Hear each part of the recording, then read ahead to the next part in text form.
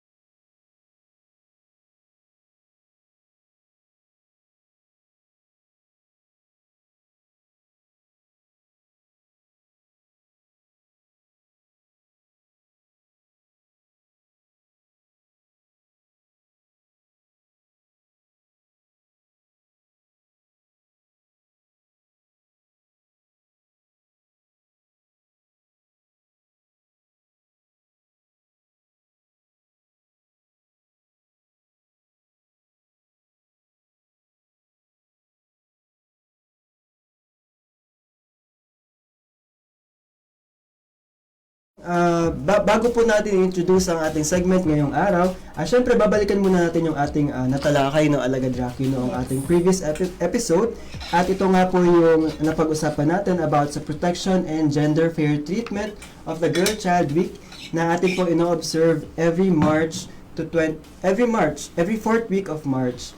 Ayan, so ngayon nga po taon ay ino-observe po natin ito simula po sa March 24 hanggang 28. So ito po ay base po sa Proclamation number 759, Series of 1996, declaring every fourth week of March as the protection and gender fair treatment of the Girl Child Week.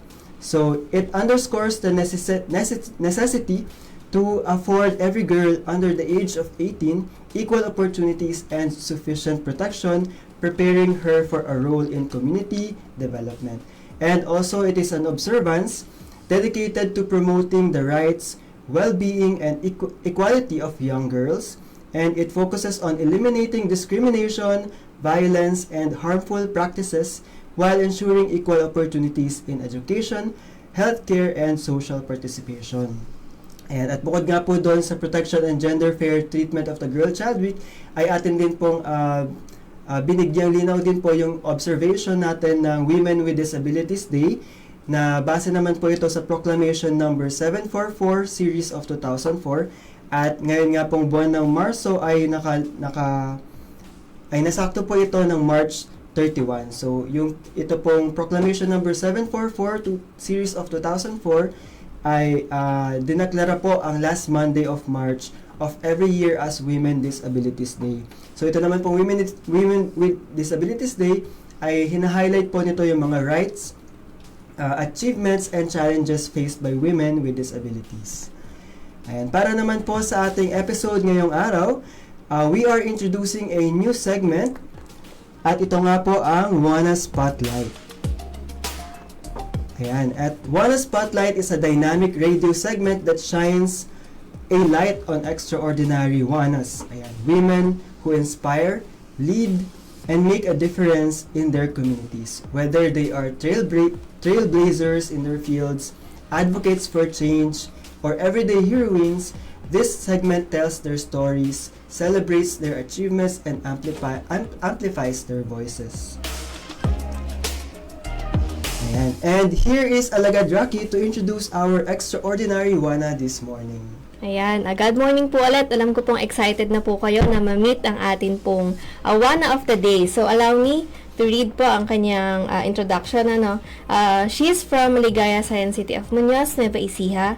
She graduated from NUST with the Bachelor of Science degree in Civil Engineering with Master's degree in Agricultural Production Chain Management, specializing in post-harvest technology and logistics. She is also from the Larenstein University of Professional Education in the Netherlands under scholarship from the Netherlands. She has been with Filmec for 30 years and a member of the Filmec GAD Technical Working Group. She is also multi-awarded, and to mention a few, she won the Portable Moisture Meter for Copra, bagged second place in the paper presentation, and was hailed as the best poster for the research category during the Clardec 35th Regional Symposium on Research and Development Highlights held on December 6, 2024. She is also natatanging kawani R&D for senior category noong 2004, and she also won the Hall of Fame on the 46th anniversary of Filmec. Lastly, she is also one of our first Ulirang Wana and awarded last year po. So, she is a woman with a strong personality, selfless, generous, confident, leader, successful, and innovative. Ayan. Mga Radyo Agri, please welcome our Wana Spotlight guest for today, Engineer Arlene C. Joaquin, Supervising Science Research Specialist from the Agricultural Mechanization Division. Yan, good morning po. Good morning po sa ating lahat. Noel here and Rocky, the very young and talented filmmaker. Ayan, thank you Good po, morning, ma'am. yes. Thank you po. Good morning po, ma'am. And we know how busy you are po. So we would like to thank you po, ma'am, for giving us your precious time para po makasama po namin kayo rito sa Wana Spotlight on today's episode of Wanna Know. And before we dive into the questions, meron po ba kayong ibang gustong batiin, ma'am? Mga nakikinig natin. So this is my first time po sa radyo. Medyo camera shy ako ng konti and mic shy din sometimes. Magandang umaga po. I hope you can take something from this 1 hour interview po. Sana meron tayong makuha kahit paano. Yes, ma'am. Ayan. Okay po, no? So, thank you po, Ma'am Arlene. So, for our first question, ayan, so, mag-jump na po tayo agad na sa first question Sure. natin. Ayan, so, first question po, ma'am, meron po ba kayong role model na naka-impluwensya po sa inyong desisyon na magtrabaho po in science field po? Siguro siguro it's more of the environment around kasi Science City nga tayo, so I think it's one motivation then to why not go with that. But when I growing up, talaga mahilig na akong nakikita kay mga nagla-laboratory during the college days. Gustong-gusto ko yung mga ginagawang ganon, and I think somehow it is. And also my father used to work at PhilRice. Okay. He was also a researcher at PhilRice. So I think those are the things. But mostly because I have seen how those people working in science are doing, and it interests me somehow to go with those. Ayan, napakalaking napakalaking impact din talaga ng environment and Yes. yung ating family na kinalakihan. So, Parang related pa rin no, sa ating mga previous episodes na yun nga, nabanggit natin before. Nabanggit po kasi namin before, ma'am, yung mga social institutions na nakaka-apekto Yes, sa diba? pananaw natin. Yeah. And Yes. yes po, ma'am. And number one po talaga yung family kasi dun po tayo lumaki, syempre. And dun po tayo namulat sa mundo po, di ba? Yes. ayan. So, pwede po naming matanong kung bakit niyo po pinili na mag-engineer? Bata pa talaga ako. Actually, it is. I'm admiring those people na nagtatrabaho sa engineering. And especially because during my time wala pang masyadong babae. So, film engineering, it somehow challenged me. ang gusto ko talaga ng mechanical, would you believe? Yung lalaki, di Gusto ba? nyo yung mga challenging Yeah, talaga. I actually enrolled kasi sa engineering naman, di ba? Yung first 2 years yun is the general engineering. So, I would opt for mechanical sana. So, I pipped in somehow sa mechanical engineering section. Puro lalaki pala. So, parang during that time, hindi pa ako ready to really go into that. But I really admire those people in the engineering field. So, parang ang galing-galing nila, no? Yung, parang gano'n. So, those things that somehow influenced me to go into this. Opo, ma'am. Pwede nyo po bang ibahagi, ma'am? Paano po kayo nagsimula? Parang ano po yung main na naging step po ninyo? Sa engineering? Opo, ma'am. Kasi po, di ba po, ma'am, paano po ba? Parang sige mo, ma'am. So, di ba yung pinili niyo po yung larangan ng engineering? So, parang yun po, and naka-apekto nga din po yung family. Pero, ano po yung pinaka nag-udyok sa inyo na i-take po talaga siya? Yung history na sobrang medyo noon naiiyak pa ako kasi I used to I used to sali-sali ng mga quiz bee nung araw. I grew up with my lola. So nag-iisa na rin yung lola ko. So I grew up with her. And then there were times that I had to sali sa mga ganon, mga quiz bee, science quiz bee, math quiz bee. I always love math, but I don't like chem. Sorry. I don't like chemistry. There was this time na hindi kasi kami well off, so mangungutang pa. Alam mo yung pamasahe, gagastos sa quiz bee, this or that. And there was this one, a distant relative naman, na nilapitan ng lola ko. Sinabihan niya ng parang, napaka-arte naman kasi ng bata na yung babaeng tao ko ano yung sinasalihan. Without knowing what really is. So it somehow challenged me siguro. Dinala ko yun talaga. Pero before siyang nawala, of course, I talked to her na kasi sobrang yun yung somehow it influenced me to head on ay harapin yung mga challenges ng engineering. And then engineering actually is at the bottom of my list. Meron kasi akong 10 na list ng gusto ko kasi man naka-miniskirt nun sa bangko. So, yung mga ganyan. But actually, it turned out, dahil tumira ako ng konti sa tita ko because I have to stop. 10 kasi kami magkakapatid. Ang dami, no? So, I have to stop. Nung sinabihan ako ng father, is very difficult naman din on their side. So, I have to stop. Ang inisip ko, may iiwan na ako. But in Kabanatuan, I challenged myself to, sige, tira na lang ako sa tita ko. And then I look for the scholarship. I got one. And the only slot po nga dito is on engineering. And then, na-realize ko din doon, ngayon ko lang din na-realize, siguro talaga yun yung para sa akin. I took the exam, I passed, so I got a scholarship. And then, ayun, nakatapos ako. And from then on, siguro talagang, lagi ako na-challenge. And I took it. One challenge at a time, sabi nga. So, siguro yun. And of course, I want to give sa family pa rin. Di ba? Kasi wala pang, ako lang yung lumayo ng college, ako lang yung nag-engineering, two siblings are into education, the other is fisheries, two are fisheries, gano'n. So, yun. So, siguro yun, challenged din mo. I'm most challenged. I'm the most challenged siguro yun. But it's, looking back, sobrang nakaka-blessed to know that here I am now in the science community. Thank you po, ma'am, for sharing your story. And also po sa ating mga live viewers and on-air listeners. And gusto naman po namin malaman, ma'am, for our next question, ano po yung, or which topic are you working on at the moment po? Yeah, so work kasi, yung section namin is more on agricultural instrumentation.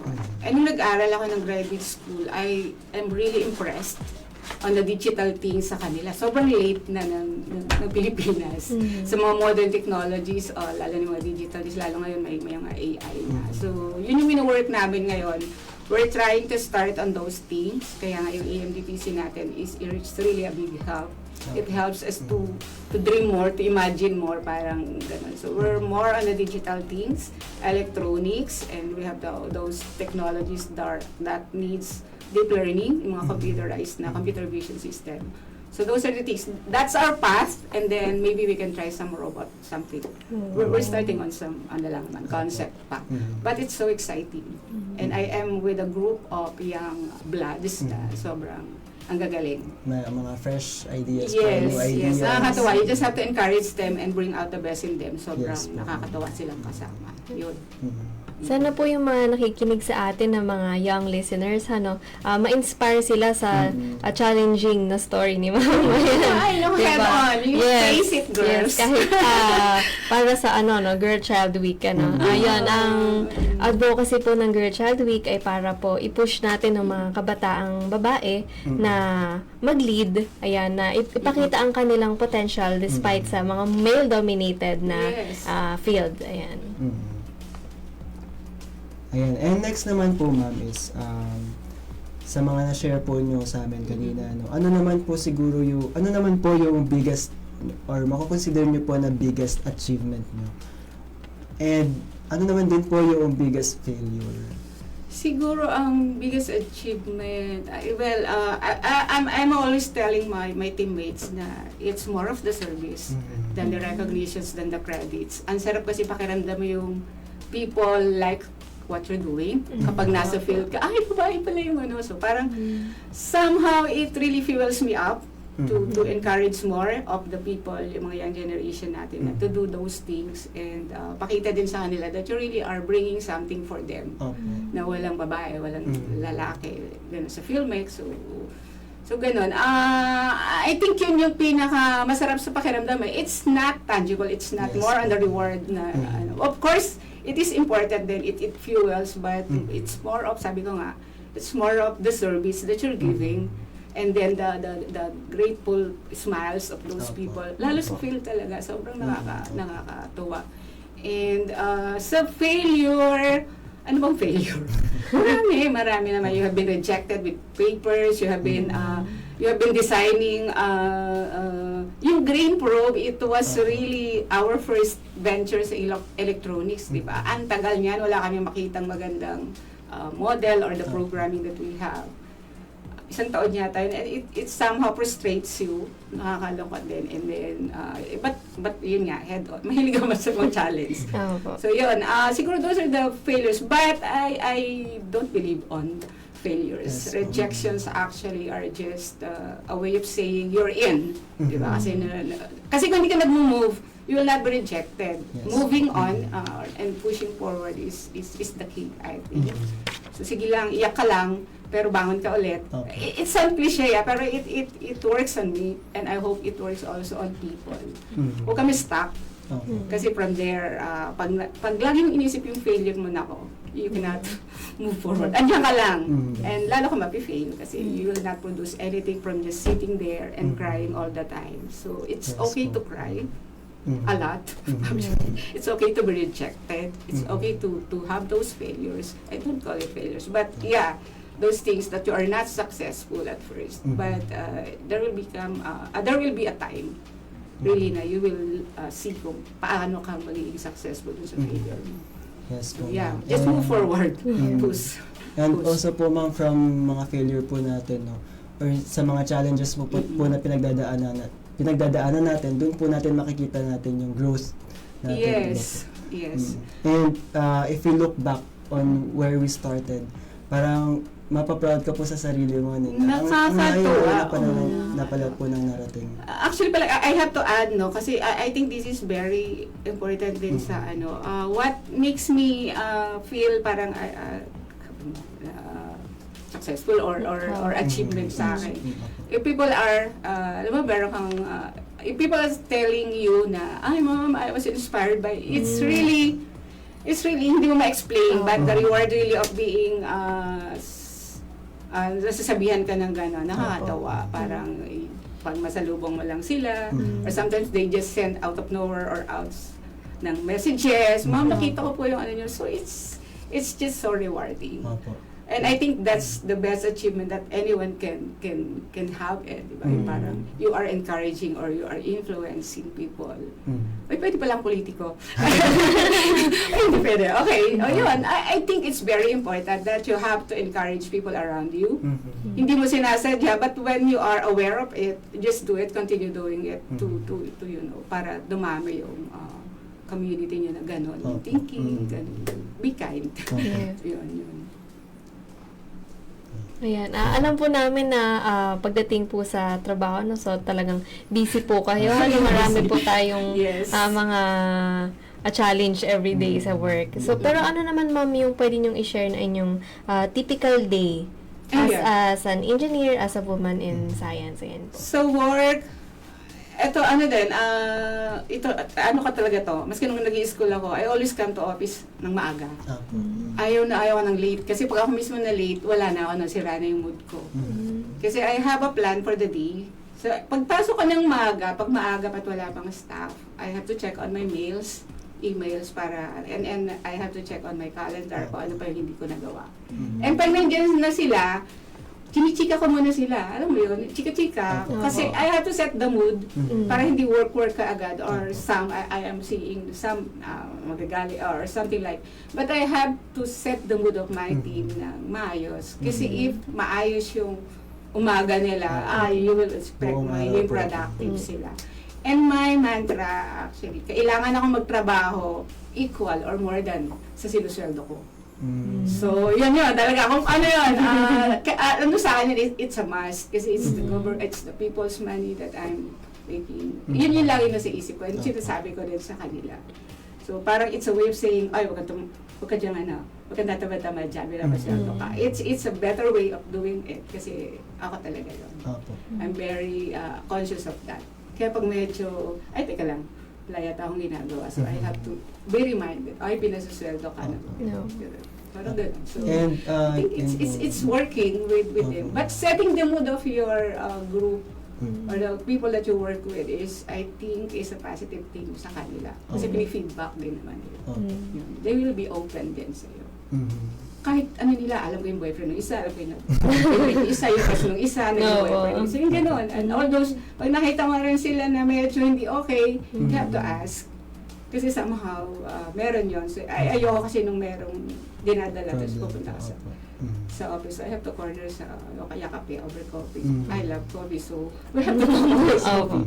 So yun, yung typical day ko. And then at the end of the day, of course, as much as possible, ayoko sana nag-overtime. Kasi, syempre, you still have your kid in the house. Meron mo pa rin So, at the end of the day, I have to clear my things in the table para alam ko yun. Pero alam ko yung hindi ko natapos, which I have to do. Hindi maiwasan kasi minsan sobra kasi yung hindi mo nakaplano. But I'm not always that strict to my plan. Basta, ang goal ko talaga is mapantayan ko yung pinapasweldo sa akin. Yan. Ayun, ganun. So, but setting the mood of your group is very important, I think. And to share lang din po, ma'am, nabanggit niyo po kanina, and it's good din po na meron po kayong relationship na gano'n sa mga staff niyo. And personally, I think gano'n din po kasi yung gusto ko, parang yung light lang po yung mood sa office na I nakakapag-share. call them beshies, by the way. Kasi mga beshies, girl, ganyan. Yes po, yung nakakapag-share ka pa rin po sa mentors mo. Pero important pa din po na nagagawa niyo pa rin po yung mga tasks. Diba? Yeah, oo. Hindi din pala kayo. Yun pala yun. I don't monitor them. May task sila, you have to complete it. Pag natapos mo yun, walang problema sa akin kahit maggali-gali ako. Even on travels, gano'n din kami. And I think it's working. Kasi gano'n din ako ni-raise siguro ng aking mga mentors. I've been with 3 male bosses. Gano'n din naman sila. So I think I'm just transferring that kind of leadership sa kanila. Na-enjoy ko din. I think na-enjoy ko din. Yes po, ma'am. Nabanggit niyo po, ma'am, about sa mentorship. Ayan. May time po ba na na-experience ninyo na parang, syempre po, before mga male po yung boss ninyo, ayan. And may time po ba na na-discriminate po kayo, or kasi syempre po, kayo po, for example, kayo lang po yung female staff in the office, and may lahat po ng mga other staff is male na. So may time po ba na na-discriminate kayo na parang bias po yung male boss ninyo sa mga male staff? Parang ganun po. Ay, a lot. Yes. But that was like, siguro mga 20 years ago, kasi 30 years naman ako. But you can see, I'm so happy with the transition of the gender mainstreaming sa opisina. Kasi you can see the real difference. Nung pumasok ako, kasi I hope naririnig niyo rin yung kwento ko na yun. I shared this before.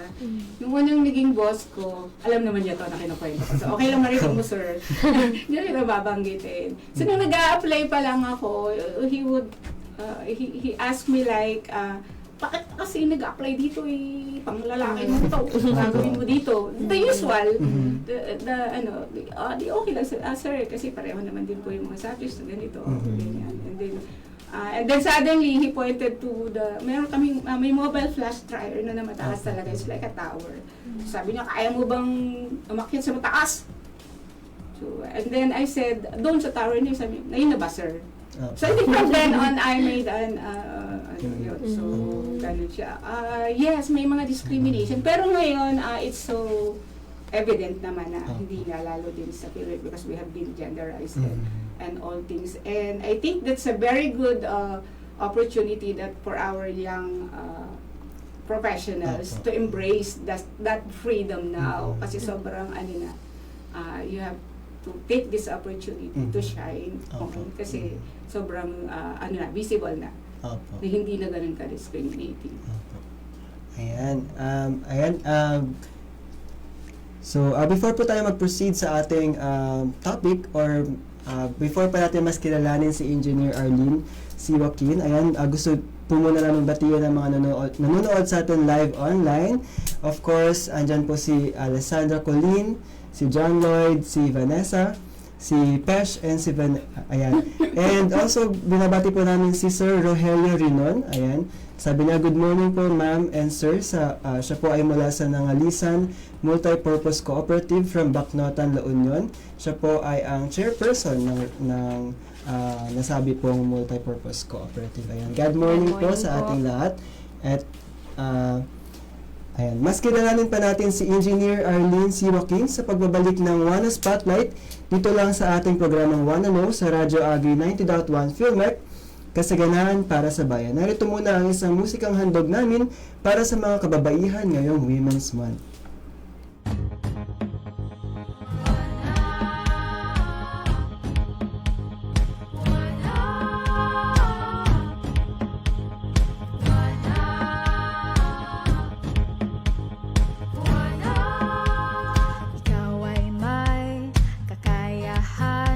Huwag matakot na humakbang, babae man ang kasarian, kayang makipagsabayan sa pamumuno ng isang bayan, pagsulong ng kapayapaan, pag-aalaga ng kalikasan, ang kaisipan ay huwag limitahan. Wanda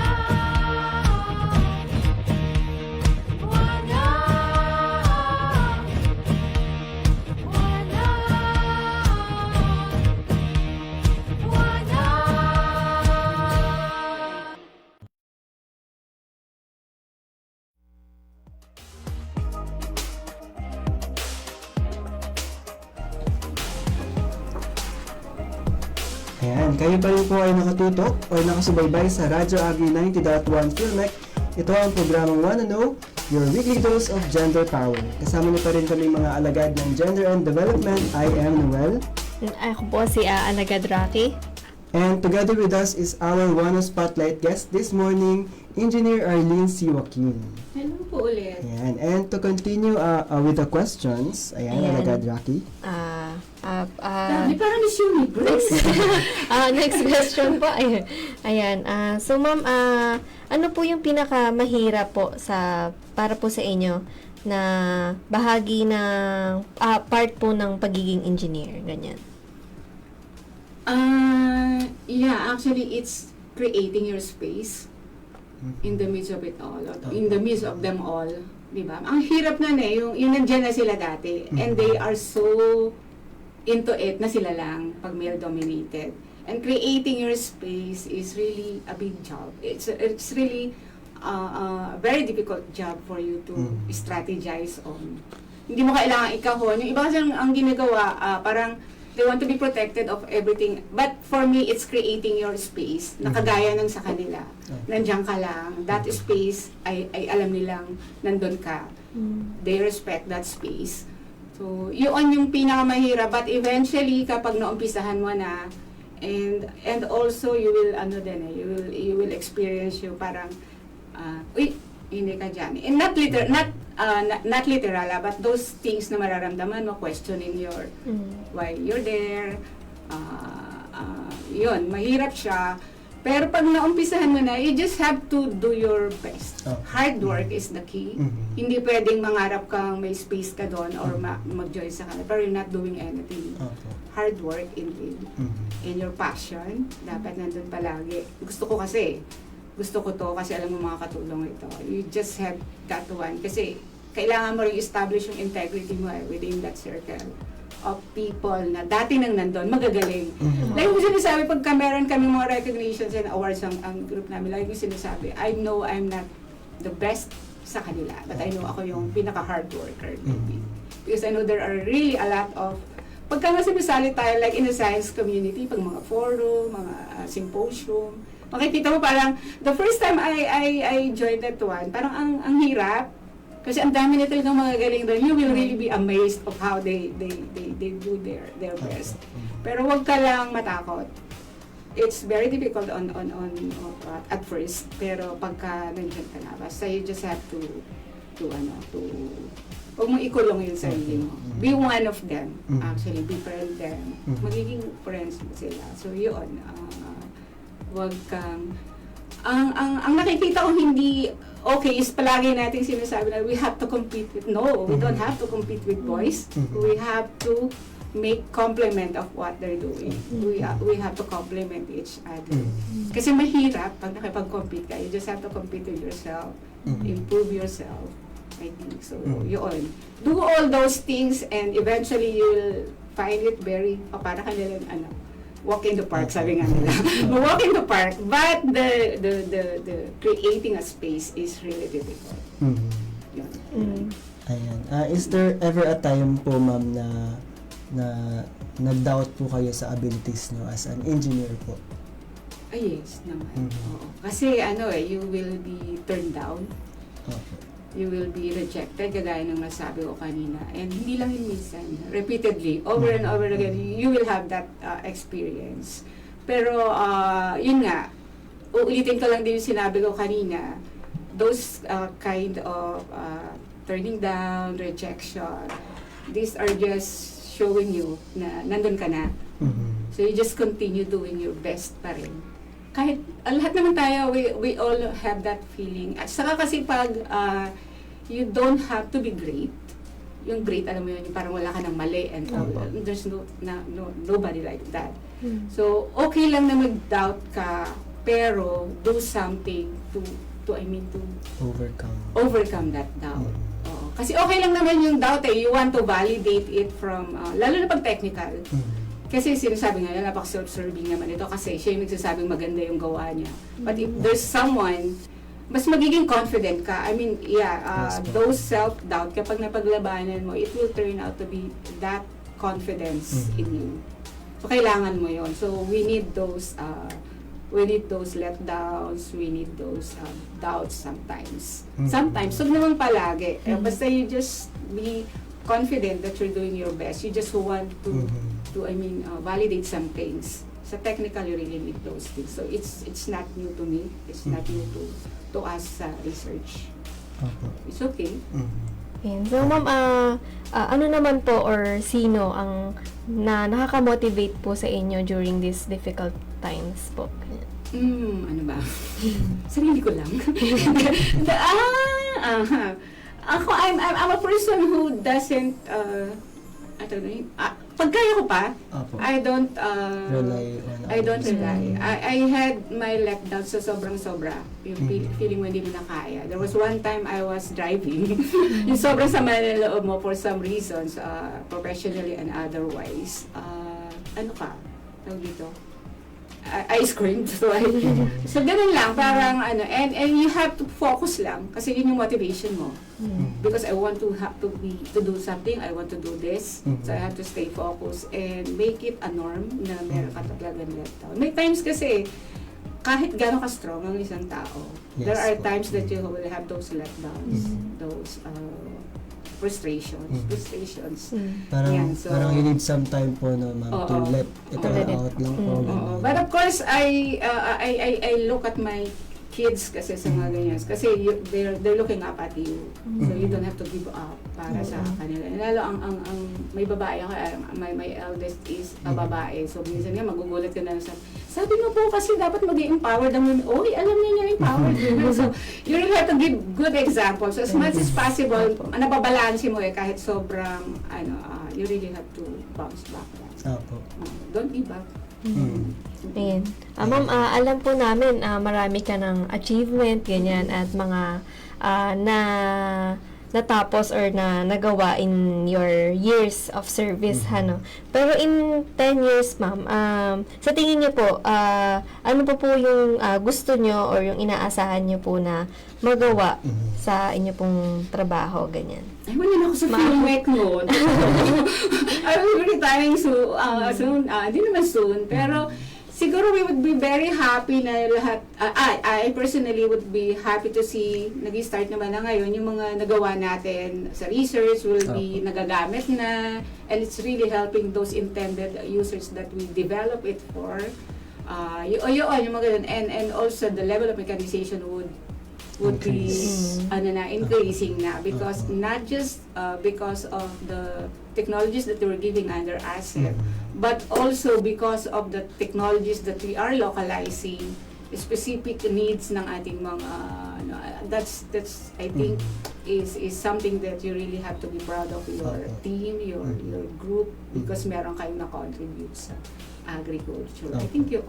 Parang nababalik-balik ako sa filmic. Pag hindi, parang nakakahiya naman bumalik ng filmic, all those, nasa laboratory lang. But I think that's the goal of every researcher like us.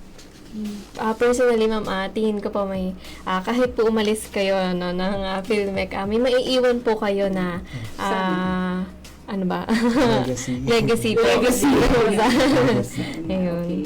And of course, syempre po, yung mga na-mentor po ninyo, Yes. syempre sila po yung magpapatuloy.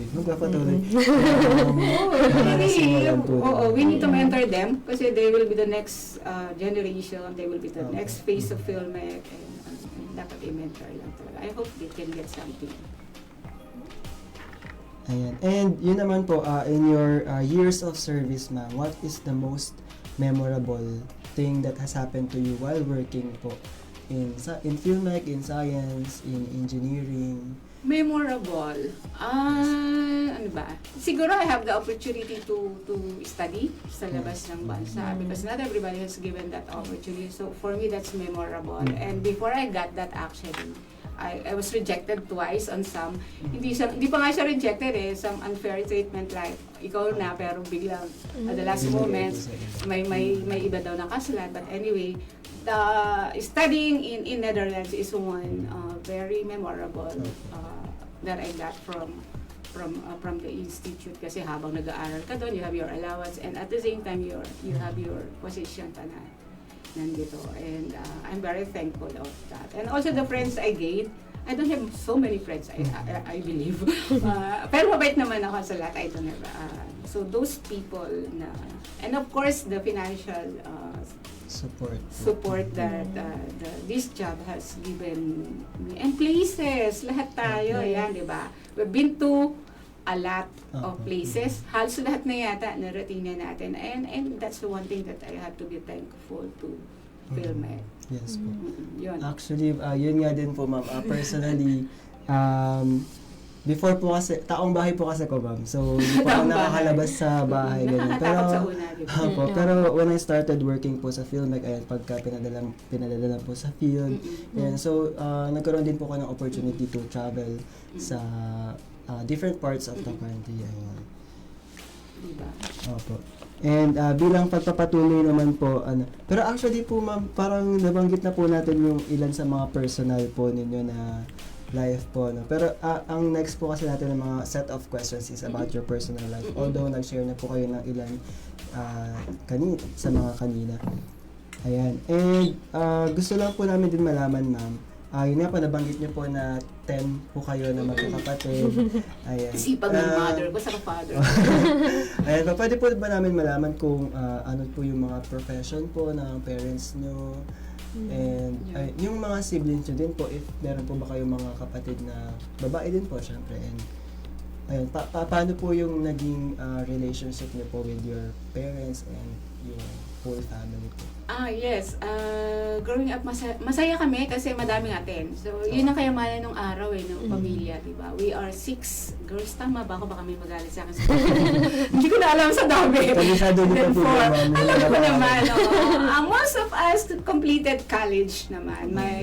Our eldest is fisheries siya. So, she used to work at BFAR, dito lang sa CLSU. And the other one also, the other guy is in the region ngayon. Fisheries din siya. And then, dalawang education and ano pa ba iba? But most are actually that. Growing up, talagang close kami, literal. Alam niyo kung bakit? Isang tulugan kami, magkakatabi kami lahat. So yun. So, but nowadays, of course, we have our own family. Hindi masyado, but we make time for each other, like when they kami kasi meron mga nasa abroad, ganun. Pero yun, my mother is still alive, 84 na siya, but my father died early on, 1991, so matagal na. So yun, so we always, yun na lang, si nanay yung palagi. And I have 2 kids, of course. Yun po nga nabanggit niyo po yung kids niyo po. Meron po ba kayo, kasi nga po di ba na-share niyo po kanina na gusto niyo din po sa field ng journalism, ma'am, sa media. Ayan. Right. Meron po ba kayong, or may time po ba na, or ginusto niyo po ba na yung dream niyo po before na mapunta po sa field ng journalism is gawin po ng anak ninyo, or okay lang po kayo sa inyo na anything po na gusto niya as long I'm as a more of a liberated siguro na nanay. So they need to pursue dreams of their own. I-support ka lang kung nakikita mo hindi naman masyadong okay, you just have to remind them of the cause, the hindi magandang side no for them to realize. Kasi ang mga bata ngayon masyadong idealistic when they see things, parang gusto nila maganda lahat. So, you just have to remind them. Pero, hindi naman ako nag-ano sa kanila. But my eldest is mechatronics engineering right now. She's still so medyo nasa engineering side. And the boy is psychology. He will be taking law. So parang gano'n naman yung mga so okay lang. Sa dami na rin kasing influence sa kanila ngayon. Maybe they also have. And they don't talk too much right now, diba, yung mga bata. So that's one challenge for a working mom also. And I see to it lang naman na kahit minsan medyo pagalit na, you have to update me what's happening to your life. Pero give them the freedom, give them the trust. yes. Actually, siya yung nagsabi sa akin ng panganay ko. Mami, trust mo lang po kasi ako. Okay, trust. Kasi, di ba, I'm an old-fashioned din kasi pagdating sa ganun yung safety, doon ako naging old-fashioned talaga. I have to know every day what's happening. Pero as you grow with them, Mm. yun pa, kailangan mo silang bagayan. So I have to go with the Blackpink, to the BTS, Okay. yeah, Korean. and the Korean, novela, no, buti naman yun. But anyway, yun. Pero that's one big challenge din on working parents. Apo. But okay naman so far. And we're just praying na they will have their dreams come true din. Mm. But no intervention on what they want to be. Yes po. And yun po ma'am, sa tingin niyo po ba naka-apekto po yung pagiging engineer niyo po on kung bakit po nag-engineer din po yung eldest? Yeah, I think so. Kasi siya yung unang nakakakita ng how it Yung is. ginagawa niya po. Oo. Pero I never thought he's in, nag-chemical siya and all, but now he's in mechatronics. So, I know she likes engineering but no specific. But I'm so happy with what she's getting now. So maganda kasi yun yung bagong course ko. Apo. And ayun naman po na ma'am. So, siguro ano na po, last question na po. ito. Sure. Ay, last na. Gusto ko pa. 2 hours. 2 hours. Hindi, joke lang. Ayan po ma'am. Ayan po. So, if you had the option po to give advice to your younger version, so, ano po kaya yun ma'am? My younger version, ano ba? Just pursue your dreams. Kasi minsan, growing up, medyo na-stamp. Na-stop tayo on our dreams with so many kinatatakutan, you're scared of doing things. Just don't get scared young self. So, dyan ka lang. You will be okay. Take the challenge head on. Do not let anybody disturb your dreams or stop your dreams. And don't always be, ano mo yun, yung conscious ka palagi na babae ka lang. So don't be like that. Just do your best. Passion, determination to pursue your dreams. Kasi pag inisip mo kaagad na babae ka lang, you'll be restricted. Don't do that. Tayo ay babae, kagaya din nila tayo. Those things, don't ever make that limitation they are tagging to women be that thing to stop you. Diyan ka lang, continue lang, lakad ka lang dyan, and you will never be wrong. Darating din yung araw. You will have your time to shine, all of us. Yun, siguro. Yan, parang ano lang no, Alagad Rocky, deadma sa mga gender stereotypes. Yes. Yes. Deadma sa mga gender bias. Pero din yun yung mga kabataan yun kasi it's not really that now. Sobrang Ayan. ganda nilang ano. Ayan. And ma'am, meron po tayong viewer, hindi ko po alam kung familiar po kayo sa kanya. Sabi niya po, hello my dear engineer kumare. Oh yeah, I know. Hi, Mary Helen. She's from Science City din. Good morning. Yan. Ayan. And binabati rin po namin si Sir Bonifacio Espanyol from Manggalang Agrarian Reform Beneficiaries Cooperative. Ayan, God morning po Sir Bonifacio, and also po kay ang aming God focal person si Ma'am Bess G. Magararo. Ayan, thank you daw po sa Wanna Know for featuring empowered women like Ma'am Arlene. Yeah, my pleasure, Ma'am Bess. Ang nagising nga sana 2 hours. Pwede tayo mag-part 2 ma'am Thank you next for time. having me around. It's really good talking to this young bloods here. Nakakabata. And na-mention na rin po kanina ma'am yung mga advice po ninyo no, sa ating mga kababaihan or mga young girls po na gusto or may plan po to pursue courses in STEM related courses na alam naman po natin na male dominated until this day no, Alagad Rocky. Ayan. So, thank you po again, Ma'am Arlene. That concludes our Wanna Spotlight segment. And again, ma'am, we are very grateful to you for giving us your precious time po na makasama po namin kayo dito sa aming programa. And we hope na nag-enjoy po kayo as much as we enjoyed our segment this morning. Enjoy. Bitin. Yeah, thank you very much. Thank you Thank po, you ma'am. po. And sa lahat po, women and everyone, again, our Wanna Spotlight guest, Engineer Arlene C. Joaquin. Ayan, mga karadyo agri, sana po ay na-inspire, na-empower at nag-enjoy po kayo sa aming episode kasama si Engineer Arlene. Yeah. Thank you po sa lahat ng mga nakikinig. Apo. Makinig lang po kayo palagi sa aming radyo. Ayan, thank you po. Ayun, quick announcement lang po. Meron po tayong GAD tindahan from March 17 to 28, 2025. Ayan, so every 3 p.m. po, kita-kita po tayo sa GAD Corner. And tomorrow po, magkakaroon po ng visitation ng DARFO3. Kasama po ang kanilang mga women employees dito po sa PhilMec. Ayan. Yes. And for more gender and development updates, i-follow nyo lamang po ang aming official websites. Una na po dyan ang gad.philmec.gov.ph at ang official website ng PhilMec, ang philmec.gov.ph. At i-follow nyo rin po at i-like ang aming official Facebook page na DA PhilMec GAD Office at syempre ang ating himpilan, Radyo Agri 90.1 PhilMec. Muli kami po ang mga alagad ng Gender and Development at ito ang programang Wanna Know, Your Weekly Dose of Gender Power. Ayan. At abangan nyo po kami sa aming next episode at atin naman pong kikilalanin ang isa pa nating Wanna Spotlight guest. Dito pa rin sa ating himpilan, Radyo Agri 90.1 PhilMec, kasaganahan para sa bayan. Thank you. Thank you.